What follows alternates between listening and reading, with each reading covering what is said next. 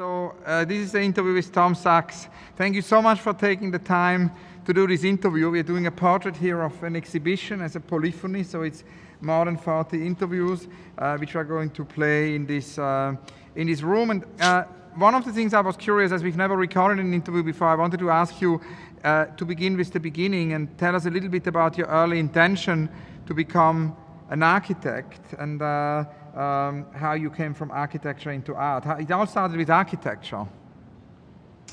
It's true. I was at Bennington College in Vermont learning to make sculpture like David Smith, and then I took a year to study architecture at the Architectural Association in London, where I met Tom Dixon and Richard Wentworth, and I was studying with Carlos Villanueva Brandt and Tom Hennigan. I was in their unit there, and you know, in the Air Force where they do all they can to get you to quit so that the quality of the pilots becomes greater, I think that's true in art. That's also true in architecture school. So I was, I'd say that I was challenged. My patience was challenged by the process, and to the point where I began studying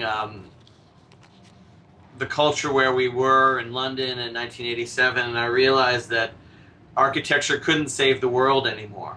The more I learned about Le Corbusier and utopian design, I learned that it wasn't really up to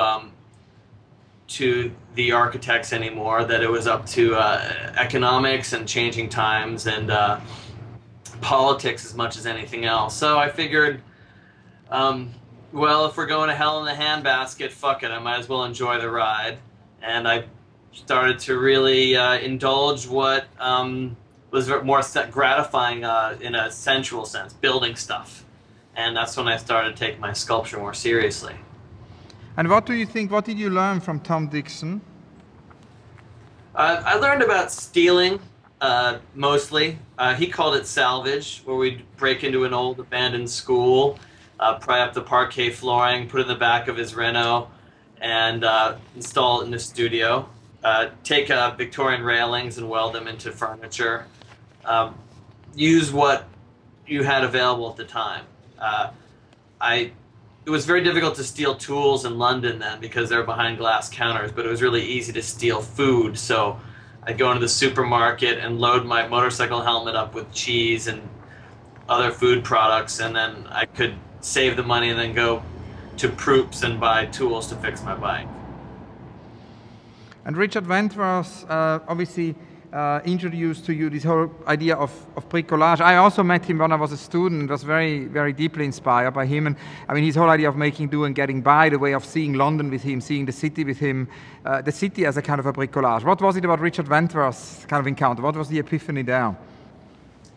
You know, I think it was related. It was like another side of what I was learning from Tom, and that was that, you know, something that wasn't available from one route was available through another. And Richard was, in Making Do and Getting By, would compare two things, a NASA glove and a lost glove on a fence post, and he would sort of bridge these two things together.